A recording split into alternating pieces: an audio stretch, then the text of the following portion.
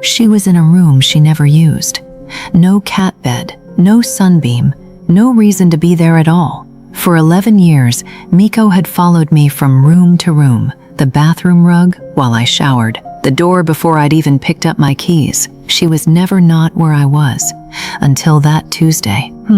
I found her curled in the corner of the guest room, and something about the way she was sitting stopped me in the doorway. Not sick looking, not in pain, just somewhere else in her own head. I remember thinking one thought so clearly it still echoes. Was she saying goodbye? I didn't know it yet, but that quiet corner was the first sentence in a story my cat was about to tell me. One behavior at a time, one day at a time, right up until the very end. I wish I had understood the language sooner. Miko wasn't just a cat, she was a presence. The kind of cat who greeted you at the door like you'd been gone for a decade, even if you'd only stepped out to grab the mail. She had this habit of helping, sitting directly on top of whatever paperwork I was trying to read, or planting herself on my chest at 6 a.m. like an alarm clock with a heartbeat. She loved mornings. She loved the top of the refrigerator, where she'd perch like she owned the whole apartment. She loved chasing the little red dot of a laser pointer with an intensity that made you forget cats were supposed to be aloof. For 11 years, that was Miko, predictable in the best way. A creature of habit, and I loved her for it. Loved. So when the habit started slipping, I noticed. Slowly, at first, the way you notice a song is a little out of tune before you can say exactly which note is wrong. First, it was the laser pointer. No chase. Just a slow blink and a turn of the head, like the game had lost its meaning. Then it was her voice. Miko had always been a talker. Opinions about dinner, about the weather, about my choice of blanket. Now, silence. Then her appetite went. I switched her food, telling myself she was just bored of the same flavor. Then she started disappearing, not far, just to spots she'd never chosen before. Behind the curtains, under the bed, that guest room corner, and then came the staring. Not her usual quick check-in glance. Long, searching stares, like she was asking me a question I didn't have the answer to. Any one of these, alone, means almost nothing. Cats slow down. They get quieter with age. They hide when they're stressed, or simply want privacy. I told myself all of that, and I believed most of it. But something in me knew these weren't separate things anymore. They were becoming one thing, and in 3 days, she'd show me exactly what. It happened on a Thursday evening, the kind of ordinary evening you don't remember until it becomes the evening everything changed. I was in the kitchen when I heard it, a sound I hadn't heard from Miko in years. A low, mournful cry coming from the hallway. Not her usual chatter, something deeper, something that made the hair on my arms rise before I even understood why. I found her standing in the middle of the hallway, completely still, staring at nothing. Her tail was low, her ears, usually alert and forward, were slightly back. "Miko?" I said. She turned her head toward me slowly, her green eyes catching the hallway light. And then she did something she hadn't done since she was a kitten. She walked toward me, pressed her head against my ankle, and simply stayed there, not rubbing, not asking for food, just leaning, like she needed to be close to something solid. I picked her up, and she let me. She never let me hold her like that. She was a cat who tolerated affection on her own terms, for exactly as long as she wanted it, and not a second longer. But that night, she stayed in my arms for almost 20 minutes, her small body impossibly light against my chest, her breathing slow and deliberate. I remember sitting on the kitchen floor, holding her, feeling the quiet weight of a question I couldn't shake. Why would she suddenly do that? Suddenly, I told myself it was nothing. Cats have off days. Cats get clingy sometimes. I made a mental note to call the vet, just to be safe, and went to bed telling myself everything was fine. Looking back now, I think some part of me already knew it wasn't. 2 weeks after that night in the hallway, I stopped explaining things away. Her coat lost its shine. Cats are meticulous groomers, and when grooming stops, it means something. She hesitated at the edge of the counter now, instead of leaping. Her breathing, when she rested against me, had a faint unevenness I hadn't noticed before. and she'd started disappearing for hours into the closet floor, the cool bathroom tile, quiet, low traffic spaces, the kind of places a cat's wild instincts tell her to hide in when she doesn't want to look vulnerable. One sign alone doesn't mean much. A cat can be quieter, hide more, eat less, and simply be having a bad week. But when the signs start arriving together and they don't let up, that's not a coincidence anymore. That's a body telling on itself. I booked the vet appointment that afternoon. I told myself I was being cautious. Some part of me already knew I wasn't. The exam confirmed it. Miko was seriously, irreversibly ill.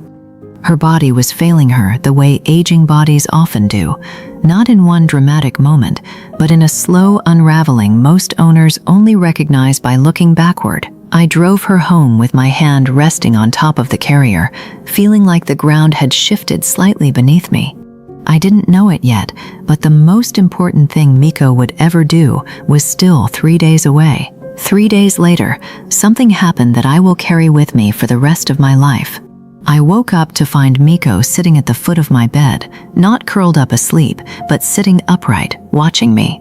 When I opened my eyes, she didn't look away. She simply held my gaze, steady and unblinking, for what felt like an impossibly long time. Then she did something she hadn't done in years. She climbed onto my chest, slowly, carefully, like the effort cost her something, and settled there, right over my heart, the exact spot she used to claim every single morning back when she was young and the world was simple. She hadn't done this in over a year. Her joints had made the climb too difficult, the position too demanding. But that morning, she found the strength. She stayed there for a long time, purring faintly, her body rising and falling with each breath. I didn't move. I barely breathed myself, afraid that any motion might break whatever this was. I don't know what was happening inside her in that moment. I don't know if she understood, in any real sense, what was coming. But I know what it felt like from where I was lying. It felt like she was choosing to come back to the place that had always meant safety, like she wanted, one more time, to be exactly where she used to be, before everything changed. I didn't have words for it then. I'm not sure I have the right ones now, but it was, without question, the most significant thing she had done in 11 years together. Here is the question I keep returning to, the one I still can't fully answer.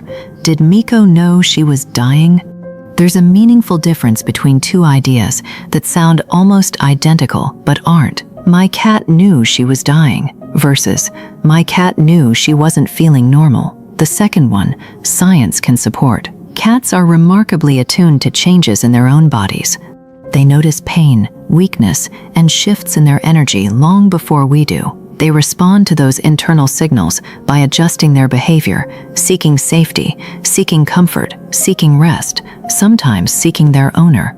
The first idea, that a cat comprehends death the way a human does, as a final and permanent ending, is something we simply cannot claim with confidence. Cats don't have language to tell us what they understand. We can't ask them. What looks like knowing may, in truth, be something simpler and no less profound. A body in decline, seeking comfort in familiar rituals and trusted presence. And honestly, I think that uncertainty makes the story more moving, not less. Because whether or not Miko understood the concept of death, something in her clearly recognized that everything had changed. Something in her reached, again and again, for the one constant she'd always trusted. Maybe that's its own kind of knowing. If I could go back, I would tell myself this: a sudden behavioral change is never just old age. It's easy to explain away, a cat sleeping more, eating less, growing quieter, as simply getting older. Sometimes that's exactly what it is. But sometimes it's the first quiet signal of something bigger, and the only way to tell the difference is to actually pay attention to eating and drinking, litter box habits, grooming, mobility, breathing, hiding, sleep, and how much or how little they're talking to you. None of these alone is a diagnosis, but together, or sudden, they're worth a call to your vet. Early attention doesn't just buy time in some cases, it buys comfort, and it buys you the chance to make informed decisions instead of guessing. Comfort. For a cat who's aging or seriously ill, the small things matter enormously. Water within easy reach, soft food they don't have to work for, a warm space away from noise, pain management guided by a vet, and simply you, nearby. Cats, for all their independence, often want nothing more complicated than that. If you've got an older cat at home, or you're watching for these signs right now, subscribe. I tell stories like Miko's every week, and the next one might be the behavior you're seeing in your own cat right now, explained. Subscribe. There's one more thing Miko did on her last evening. I think about it more than anything else in this story. Miko passed away 11 days after that morning on my chest. In her final days, she returned again and again to that same guest room corner, the very first place I'd found her. Weeks earlier, when I first sensed something was wrong, I moved a soft blanket there. I sat beside her for hours at a time, sometimes talking to her, sometimes just breathing alongside her in silence. On her last evening, she did something I still think about.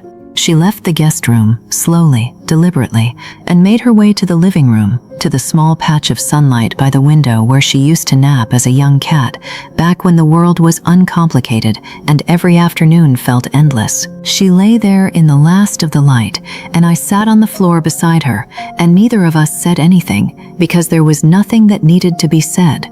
Maybe she didn't understand that she was dying. Maybe she only understood that she wasn't feeling like herself anymore.